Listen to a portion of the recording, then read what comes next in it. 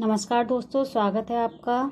आज हम इस वीडियो में आप लोगों के लिए लेकर आए हैं कक्षा 10 का विज्ञान का पाठ 1 रासायनिक अभिक्रिया एवं समीकरण। तो चलिए अब हम शुरू करते हैं। ये हम जानते हैं कि जब जल को गर्म किया जाता है तो वह वाष्प में परिवर्तित हो जाता है और ठंडा करने पर वह बर्फ में बदल जाता है। इसी तरीके से नौसादर को गर्म करते हैं तो वह सीधे वाष्प में बदल जाता है और ठंडा करने पर पुनः ठोस अवस्था में बदल जाता है। तो इस प्रकार एक पदार्थ के दूसरे पदार्थ में बदलने या एक अवस्था से दूसरी अवस्था में परिवर्तन के कारण नए पदार्थ का निर्माण होता है। ठीक है, तो ऐसे परिवर्तन जिसमें नए गुणों वाले पदार्थों का निर्माण होता है उन्हें हम बोलते हैं रासायनिक अभिक्रिया। ठीक है, अब जैसे उदाहरण है रासायनिक अभिक्रिया के: श्वसन, लोहे पर जंग लगना, भोजन का पाचन या दूध से दही बनना। अब इसके अंदर दो शब्द आते हैं महत्वपूर्ण, वो है अभिकारक एवं उत्पाद। ठीक है, तो चलिए इसे हम हटा देते हैं।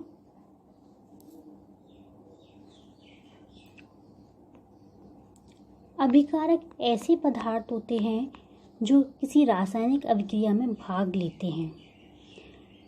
वे पदार्थ जो किसी रासायनिक अभिक्रिया में भाग लेते हैं उन्हें हम बोलते हैं अभिकारक। और उत्पाद वे पदार्थ होते हैं जिनका रासायनिक अभिक्रिया के दौरान निर्माण होता है। ठीक है, अब देखिए, निर्माण होता है और भाग लेते हैं, यानी दो चीज होती है, एक अभिकारक एक उत्पाद। उदाहरण के तौर पर हम आपको एक उदाहरण लेके बताते हैं, जैसे जिंक प्लस सल्फ्यूरिक अम्ल होता है H2SO4। इसकी जब अभिक्रिया कराई जाती है तो zinc sulphate ZnSO4 plus hydrogen बनते हैं। ठीक है, अब इसमें जो अभिक्रिया कर रहे हैं जिंक और सल्फ्यूरिक अम्ल, ये हैं आपके अभिकारक।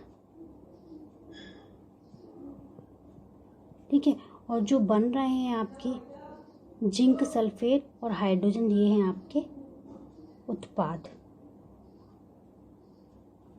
ठीक है, अब इसके बाद है रासायनिक अभिक्रिया। हम कैसे पहचानेंगे कि ये रासायनिक अभिक्रिया हो रही है ना? मतलब कैसे पता चलेगा? कुछ परिवर्तन होते हैं जिनसे हम ये बता देंगे कि इसमें रासायनिक अभिक्रिया हुई है। तो देखिए, अब आता है रासायनिक अभिक्रिया के प्रेक्षण।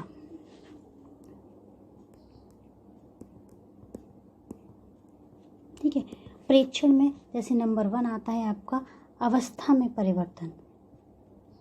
अगर हम बोलें, जैसे हमने बोला जल का उदाहरण दिया था आपको पहले, जल से बर्फ बन जाती है तो क्या होता है? द्रव से ठोस अवस्था में या ठोस से द्रव अवस्था में परिवर्तन। तो अवस्था में परिवर्तन होता है तो हम मान लेंगे ये रासायनिक अभिक्रिया हो रही है। या फिर दूसरा आता है आपका रंग में परिवर्तन।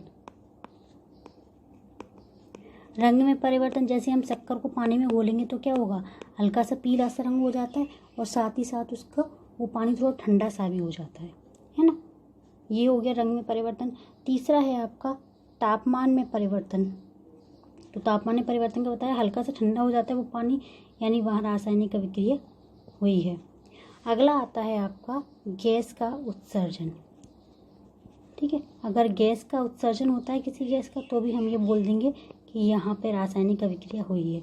अब ये सारा ऐसे नहीं है कि एक साथ हो, कोई एक भी हो सकता है तो हम बोल देंगे रासायनिक अभिक्रिया हुई है, कोई दो भी हो सकते हैं, है ना, या सिर्फ एक या एक साथ ज़्यादा भी हो सकते हैं। तो इनके आधार पर हम बताएंगे कि यहाँ पर रासायनिक अभिक्रिया हुई है। ठीक है, आगे आप लोगों को समझ में। अब चलते हैं आगे, रासायनिक अभिक्रिया को प्रदर्शित करना।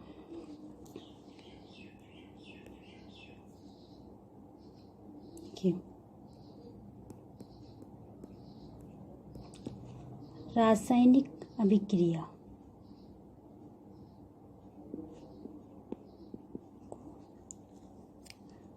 प्रदर्शित करना।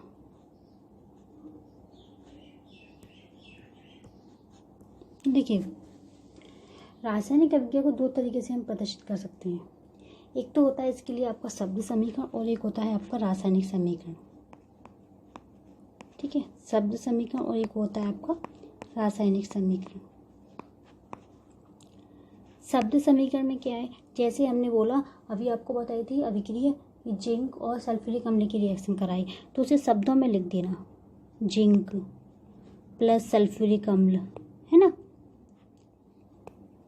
इनकी जब रिएक्शन कराई तो क्या बना आपका, जिंक सल्फेट और hydrogen, zinc sulphate plus hydrogen, gas निकल गई। अब यहाँ पे जो अभिक्रिया करने वाले हैं जिंक और सल्फ्यूरिक अम्ल, ये क्या है, अभिकारक, और जो बने हैं अभिक्रिया के दौरान वो क्या बने जाएंगे, उत्पाद। ये तो हमारी शब्द समीकरण हो गई, प्रदर्शित करने का तरीका। एक रासायनिक समीकरण मतलब होता है उनको उनके प्रतीकों के रूप में, अभिक्रिया को उसके प्रतीकों के रूप में दर्शा देंगे तो वो हो जाएगा रासायनिक समीकरण। जैसे जिंक है तो उसको Zn प्लस सल्फ्यूरिक अम्ल है तो उसे H2SO4 प्लस बना क्या है, जिंक सल्फेट तो ZnSO4 और क्या निकली है, हाइड्रोजन गैस निकल गई। ठीक है, तो ये हो गया आपका रासायनिक समीकरण के रूप में दर्शाना।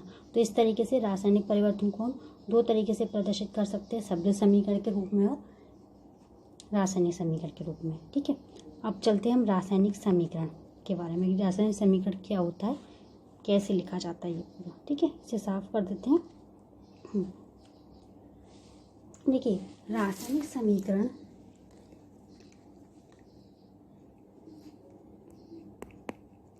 जो रासायनिक अभिक्रिया होती है वो रासायनिक समीकरण के फॉर्म में दर्शाई जाती है ना। अब रासायनिक अभिक्रिया को रासायनिक समीकरण के द्वारा दर्शाते हैं, उसमें क्या होता है कि रासायनिक समीकरण में तत्वों के प्रतीक और या फिर हम जो अभिकारक और उत्पाद बन रहे हैं उनको उनकी भौतिक अवस्था के साथ दर्शाते हैं। जैसे हमने बोला ना, जिंक को हमने किस रूप में दर्शाया था, प्रतीक के रूप में Zn। अब Zn कैसा था, सॉलिड था, तो हम ब्रैकेट में उसकी भौतिक अवस्था दर्शा देते हैं S, भौतिक अवस्था सॉलिड। ठीक है, इसी तरीके से हमें सल्फ्यूरिक अम्ल H2SO4, है ना, तो इस तरीके से हम इनको ये प्रतीकों के रूप में दर्शा दिया और हमारी क्या बनी थी, ZnSO4 और H2। ये हो गया हमारा समीकरण। अब दूसरी चीज़ है कि रासायनिक अभिक्रिया में जो आवश्यक परिस्थितियां हैं, जैसे जो ताप है, दाब है, इनको क्या करते हैं, इनको इस एरो के ऊपर, ये जो तीर का निशान है इसके ऊपर लिख देते हैं। जैसे ताप के साथ में हो रही है तो ताप, ये हम सिर्फ समझाने के तौर पर ले रहे हैं आपको। ऊष्मा हो रही है तो हीट का साइन ऐसे बना दो या ऊष्मा लिख दो यहाँ पे। इस तरीके से तीर के निशान के ऊपर और नीचे लिख देते हैं। ठीक, अब इसके बाद आता है रासायनिक अभिक्रिया को संतुलित करना। अब संतुलित कैसे करते हैं, देखिए, रासायनिक अभिक्रिया को संतुलित करने के अगला टॉपिक है आपका रासायनिक अभिक्रिया को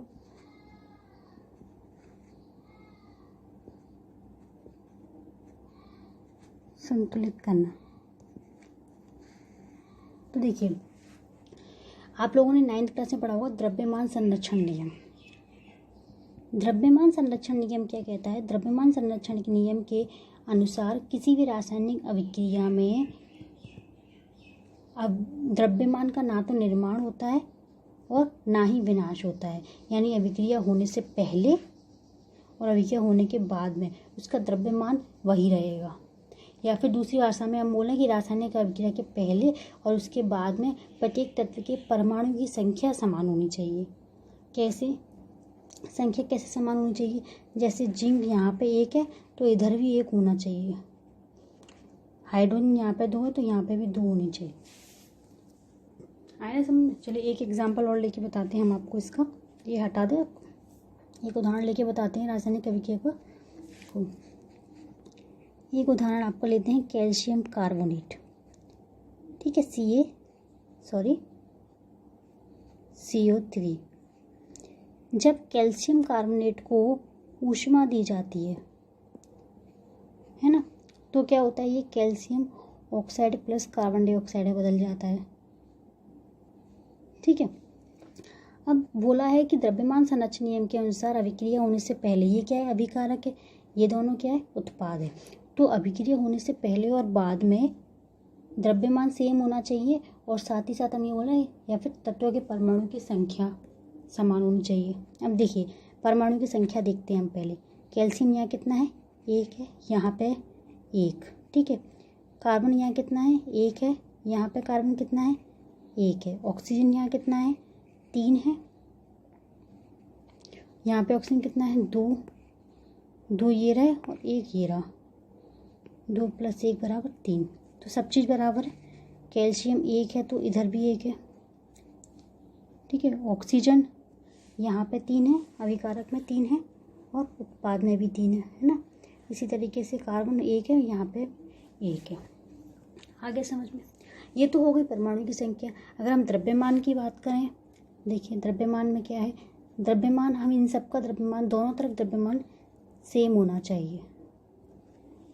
देखिए कैल्शियम का कितना होता है, 40, ठीक है। कार्बन का कितना होता है, तो 9th क्लास में आप पढ़ के आए होंगे पूरा, 12 प्लस ऑक्सीजन के कितने परमाणु हैं, 3 है। और ऑक्सीजन कितना होता है, 16 होता है, ठीक है। ये अभिकारक की बात है। ये उत्पाद में कितना होगा, 40 होगा कैल्शियम का, ऑक्सीजन का कितना होगा, 16 प्लस कार्बन का कितना है, 12 प्लस ऑक्सीजन का कितना है, 16 और 2 ये है, 16 दूनी 32। इन सबको जोड़ो कितना आएगा,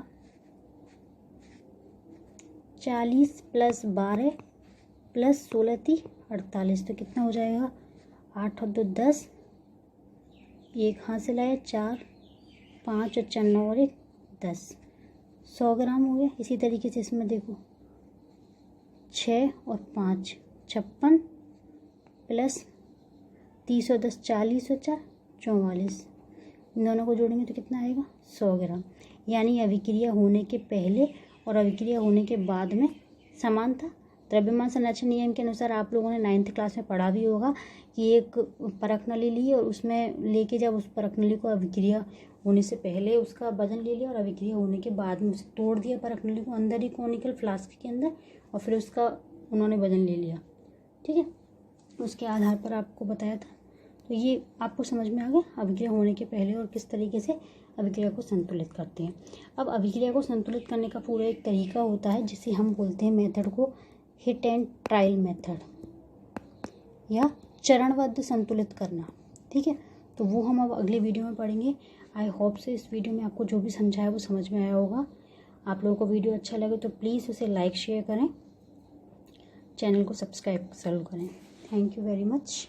मिलते हैं अगले वीडियो में।